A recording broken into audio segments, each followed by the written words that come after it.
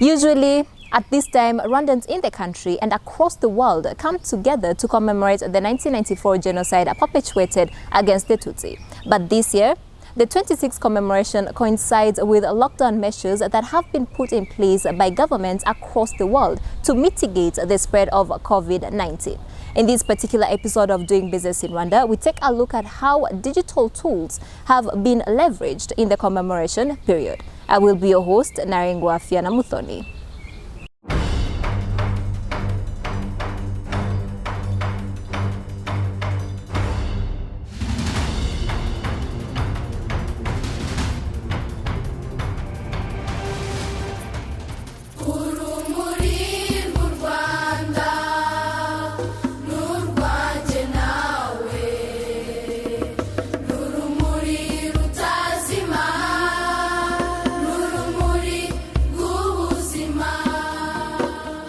The National Commission Against Genocide indicated that the 26th commemoration of the genocide against the Tutsi will go on as usual, but with specific guidelines in response to the global pandemic.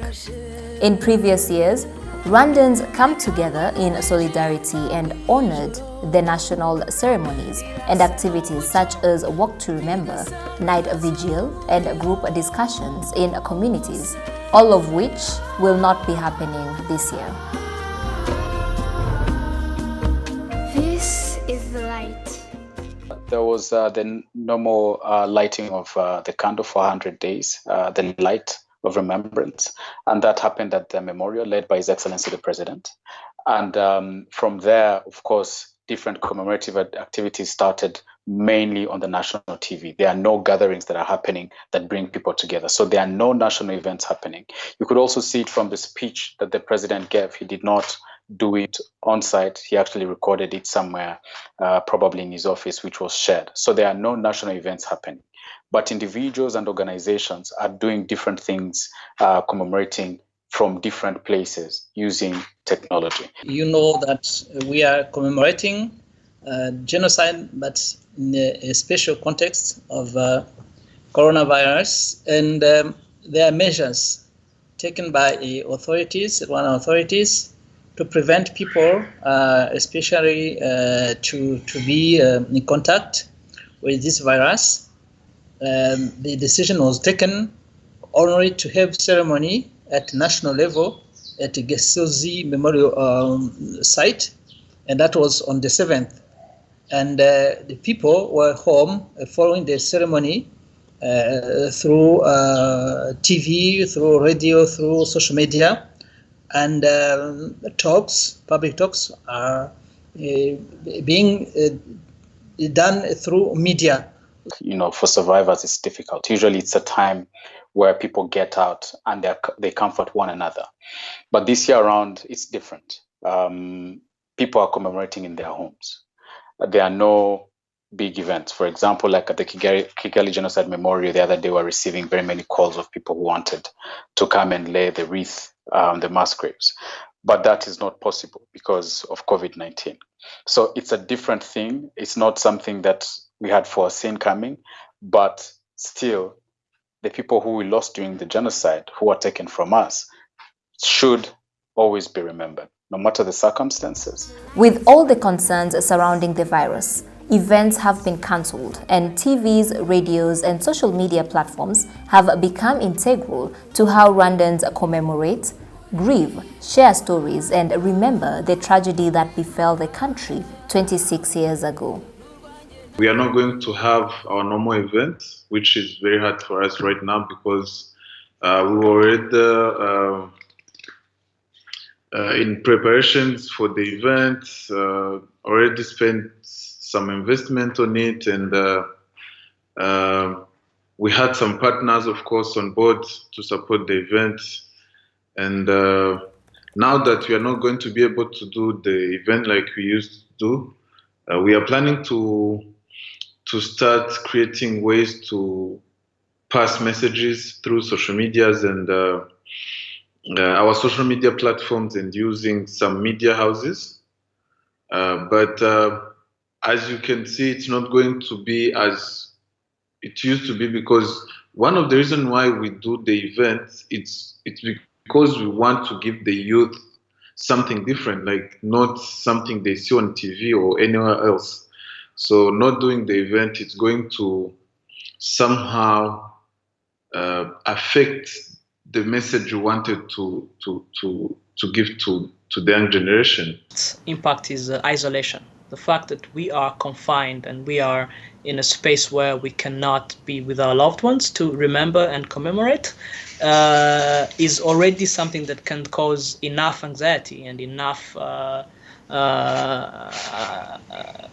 mental breakdown for some. Now, the fact that we are in isolation and confined, but still try to find as many tools as we can to be able to cope with this is already something that is amazing. And I've seen this on different platforms. The CNLG and Ibuka and other institutions have tried their best to be able to connect the television and the national radio so that they can have different discussions and ways of commemorating on those platforms that can get to the person who is very, very far in the rural area via the radio, for example. And we see that as well on social media, on other social media platforms where we have the youth of whom some of whom were born after the genocide, but still take part in the commemoration period, organize a digital commemoration with a clear agenda of what's happening on the first day up to the whole week, all the days in the week. And you see how together, I think it's also the Rwandan spirit, the togetherness of the Rwandan spirit also help us go through this in a way that, the best way that we can, because again, these are unprecedented times and we do the best that we can. On this very day, we plant this tree called Umurinzi in our culture to keep your souls alive. Christian Kaiteshonga, a Rwandan living in the diaspora, is one of the people who turned their online accounts to a safe haven for survivors. For a week, he shared different stories of how targeted Rwandans survived the 1994 genocide, enabling them to heal. It was mainly to give a chance to survivors to connect within and outside of Rwanda, also give them a voice to allow them to express themselves. Because, as I've read before, being able to express yourself and tell your story could be part of, a personal healing process as well. So that being, told, it was also to raise awareness to my other connections outside of Rwanda for people that don't know what happened, and also hoping that people will connect more on a digital platform, because obviously since we can't get together, it'd be easier to send each other a message. Maybe I might say it took a lot of personal thought and just releasing some fear. So what I would do is I would approach them. I actually started with the survivors that I knew. I approached them and I asked them I asked them what their story was and if they were ready to tell it. And, most of them would get back to, yes, I'm ready to tell it. And then if yes, we would spend just some time talking about it, and we would write it down. It would be a few calls, because it's never an easy, process to go through. So I would allow them the time to, think, to basically give that space of to become a little bit, and then call me back. And then later I would draft the whole story, send it back. And if they would see that, this is what they wanted to share, then we would get back on a call. I would light a candle for them. So during that process and working through that with them, I felt opened up a little more trust towards what I was doing.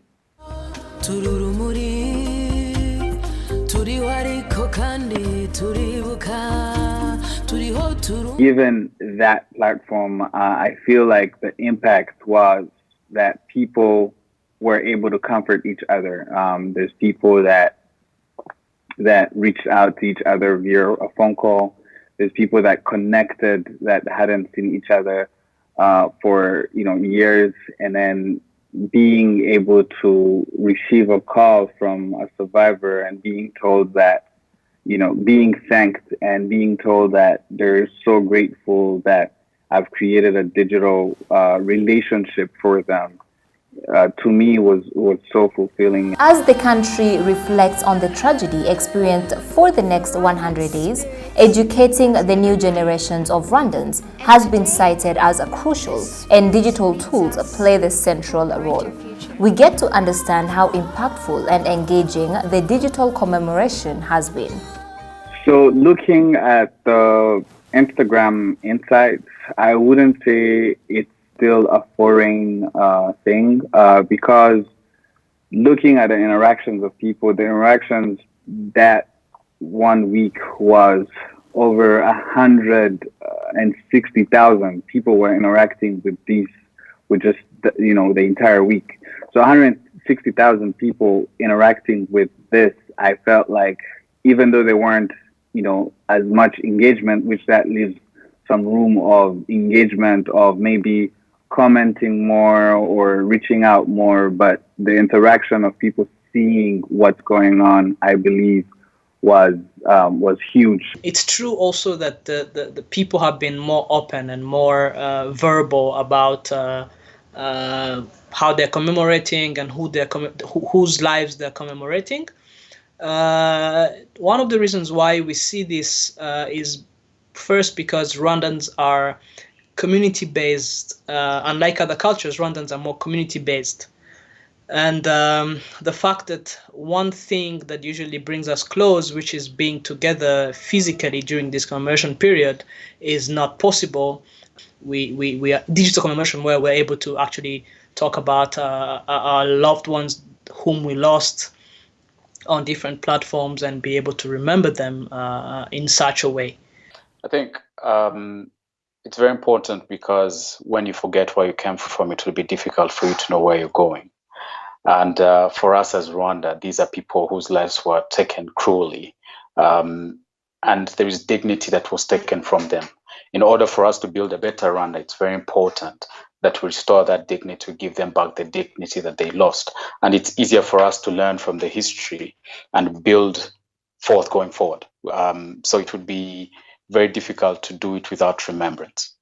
That brings us to the end of this particular episode, where we got to take a look at how digital tools have been leveraged in the 26th commemoration of the 1994 genocide against the Tutsi. I was your host, Narengwa FIONA MUTHONI. See you next time.